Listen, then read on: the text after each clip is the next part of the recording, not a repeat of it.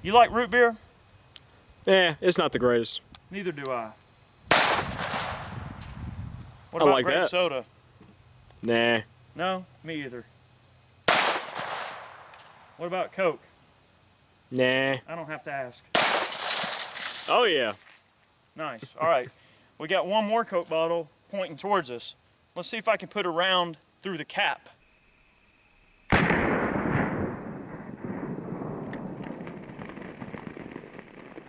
Ooh. That Not was bad. lovely.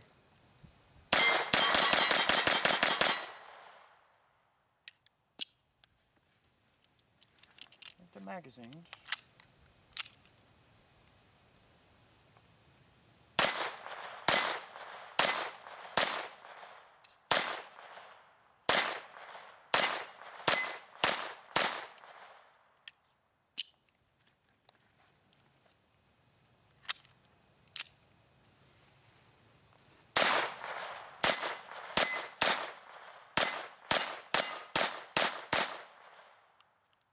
Little gun runs good.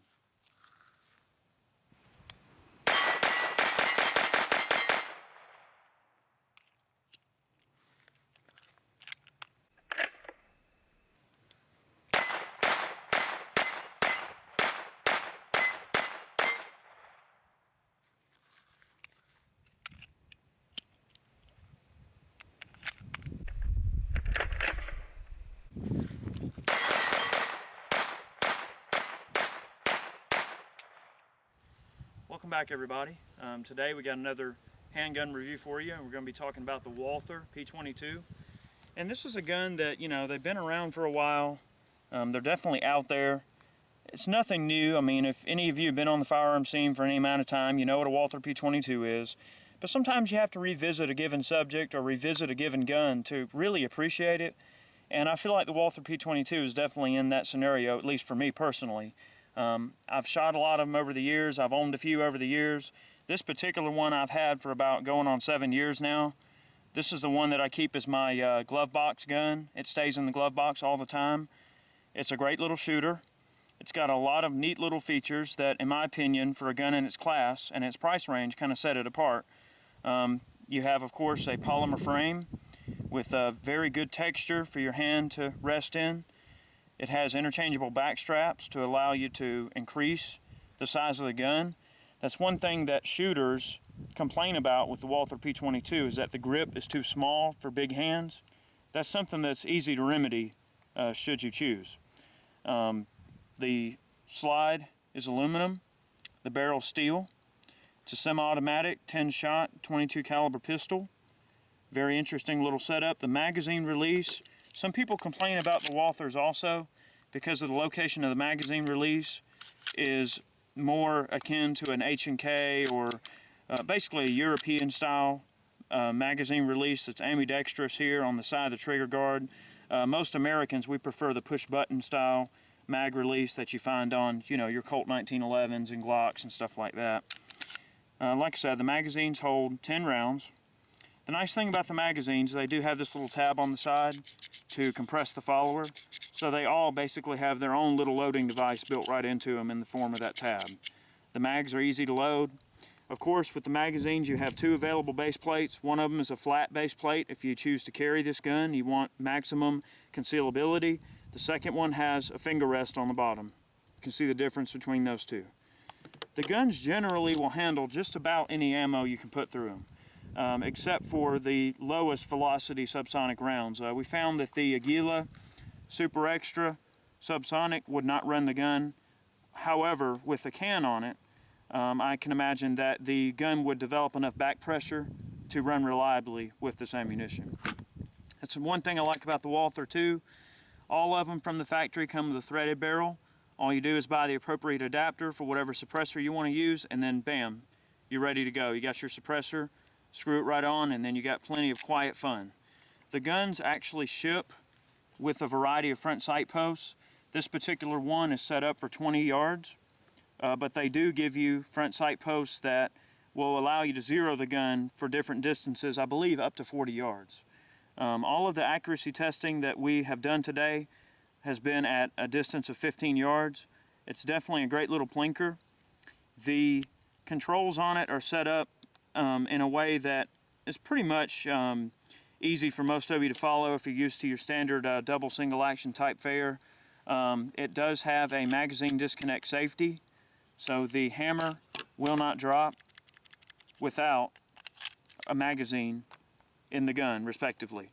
It has a safety, and then when you squeeze the trigger with it on safe, there's a bar that intercepts the hammer. So it's not a hammer drop safety, but it does allow you to safely drop the hammer when the gun's on safe. Now here's one Achilles heel that we always get with the P22 that people tend to kind of complain about when they come through our shop. They'll say, well look, you know, I loaded a round in the chamber, loaded a loaded magazine, and they'll say it's not going off. Each time I shoot it, it just makes a clicking noise. Well, that's because the safety's on. It's not a hammer drop safety. It just allows an intercepting notch to catch the hammer to keep it from hitting the firing pin. Okay, real simple. But if you have a round in the chamber with it on fire, you can have the hammer down, and it does have an interceptor notch right there. I don't know if you heard it, but it does have a half cock interceptor notch that you can use if you so choose. The sights are laid out in a typical 3-dot arrangement, pretty standard for what you're going to find on just about any handgun these days. The double action on them is not bad. The single action is definitely decent. It's got a nice light profile, a nice lightweight to it, and overall they're just wonderful guns. One feature that the Walther P22 has also that I don't use but some people like to, right here you can actually lock the gun shut with the little key they give you. You can lock it shut. Personally, I think that's a liability, but some people like that feature. You can lock it. In terms of cleaning, the gun's very easy to break down and clean. I could probably do it right here with no tools at all.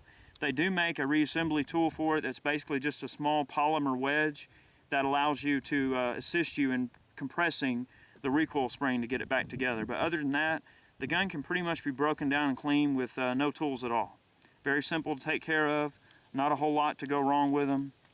And they're just great little guns. I really can't say enough good things about them. They're just a great setup. Of course, you have your slide stop here on the left side of the frame. That is not ambidextrous. The sights are adjustable for windage, but not for elevation. That's a great little rig. Lightweight, they're dependable.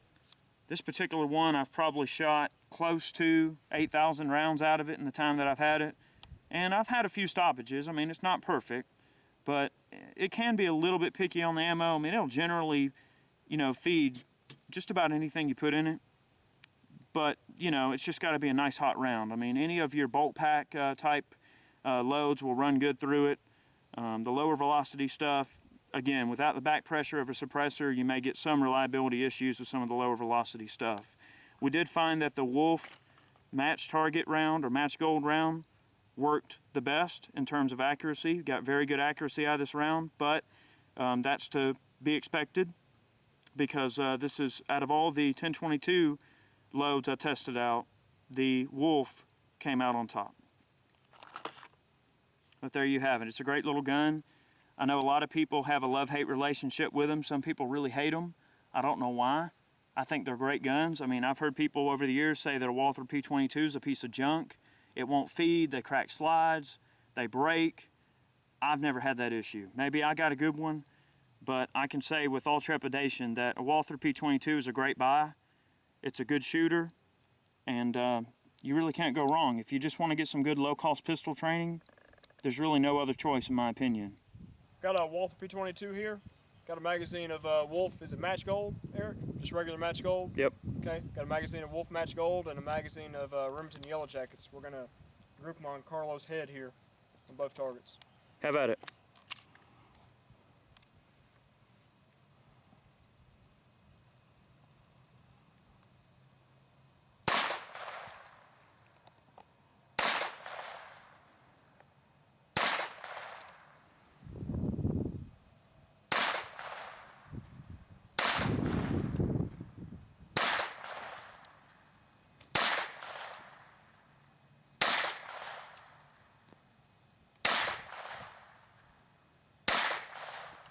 During our ballistics testing, we found that the Yellow Jackets were a very solid performer.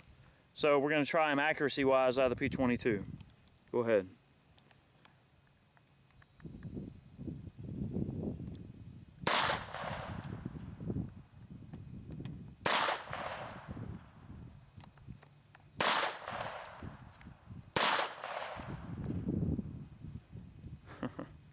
mass.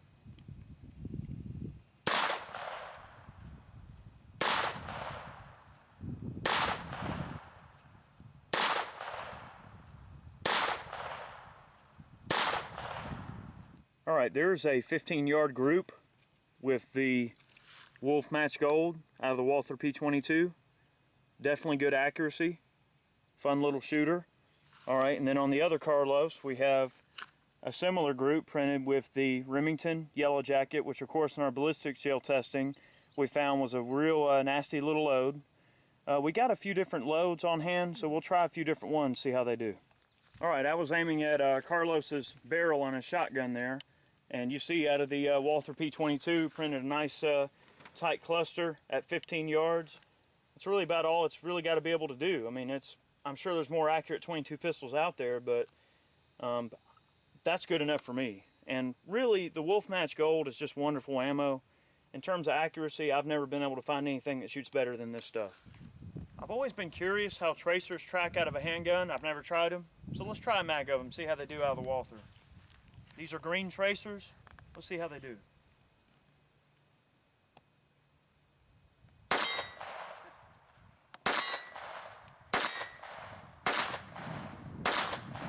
Let's try a tracer at the big gong on top, see if it lobs it on in there. You rolling? Yeah, you're good. You see it? Yep.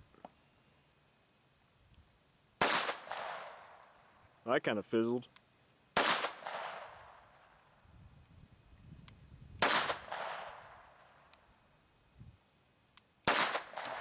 Can you see them? I saw the first two. They don't really do anything out of a handgun, do they? No, they kind of fizzle out. Yeah.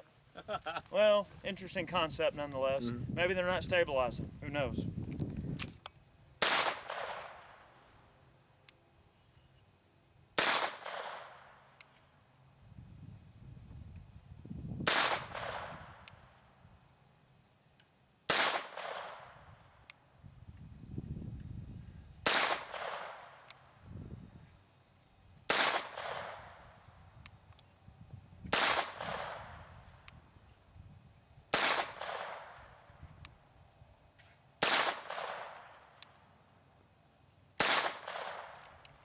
There was Chad's group with the Remington Thunderbolt. His point of aim was at the end of the shotgun barrel. Not bad. I mean, of course, I didn't expect it to group as good as the Wolf, because that stuff just shoots wonderful. Over here, my group, my point of aim was here on the shield, and you can see they threw into about that margin, about the same group size as Chad.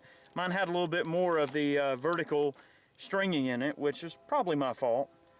Well, I don't know. I mean, I've tried those Thunderbolts out in my rifle before, my match grade, 22, and they just really didn't do all that great. They seem to string no matter what, don't they? They just opened up real big. I mean, I'd be getting half-inch groups with everything else, and hell, they'd shoot about 2-inch. You know? Right. We were cleaning up earlier, and we found some of the segments from the CCI segmented hollow points. You can see they definitely do their job like they're advertised. That's a nasty little round, and we found 2 of these in 1 bottle, so we know they're expanding like they should. Hole, fire in the hole. Hit it! Whoa! Yeah, man! Wow! That's what we were looking for. I'm glad I had that muffin on it. It was still a banger. That's a loud one right there.